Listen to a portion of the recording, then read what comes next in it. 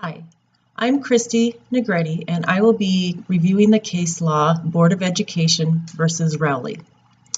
Amy Rowley was a deaf student at the Furnace Woods School in Peaksville, New York.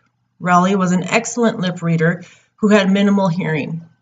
During her kindergarten year, Rowley was provided the use of an FM hearing aid that would amplify words spoken into a wireless receiver by the teacher or fellow students. In addition, the school administration took a course in sign language interpretation. Rowley successfully completed her kindergarten year and performed better than average. During her first grade year, an individualized education plan, or IEP, was developed for Rowley. The IEP provided that Rowley would remain in the regular education setting and continue to have the FM hearing aid. She would receive instruction from a tutor for the deaf 1 hour each day per week, and services from a speech therapist 3 hours per week. In addition to these accommodations, Amy's parents requested a sign language interpreter. Their request was denied. The parents were claiming the administrator's denial of the sign language interpreter constituted a denial of the Free Appropriate Public Education, or FAPE, that was guaranteed by the Act.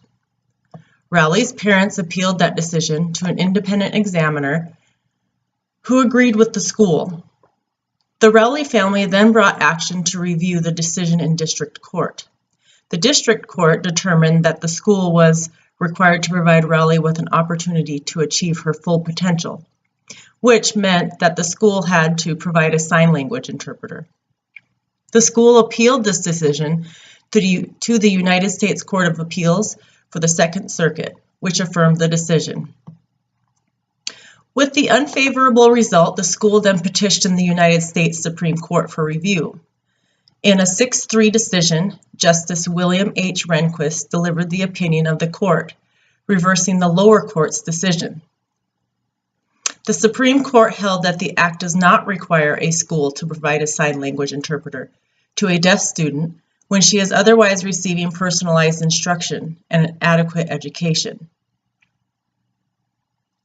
School administrations are allowed to determine what is required to meet a handicapped student's individual needs. The court's decision in Rowley thus defined the term free appropriate public education. The ruling marked the first time that the court had interpreted any portion of the Education of Handicapped Act of 1974. So who was impacted and how? The Supreme Court's ruling in Rowley provided guidance for courts to determine whether students in special education are provided a free and appropriate public education. It was originally passed to open the doors of public education to schools or to students with disabilities. And according to our text, the Supreme Court developed the Rowley two-part test to be used by courts in determining if a school had provided a free appropriate public education as required by the IDEA. The two-part test was as follows. When hearing officers or judges rule on whether a school has provided a free and appropriate public education, they should first determine if the procedural requirements of the IDEA have been met and examine the IEP and student progress to determine if special education program is providing educational benefit. If these criteria are met, a school has complied with the free appropriate public education requirements. The Supreme Court also ruled that students with disabilities do not have a right to the best possible education or an education that allows them to achieve their maximum potential. Rather, they are only entitled to an education that is a reasonable educational benefit.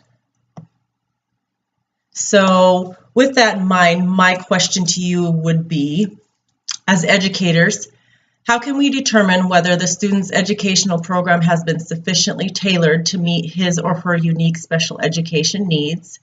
And also, what is your reaction to the court's decision that special instruction and supportive services were not designed to help students achieve their full potential as learners?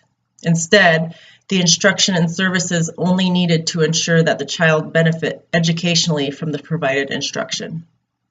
I look forward to hearing your answers. Thanks.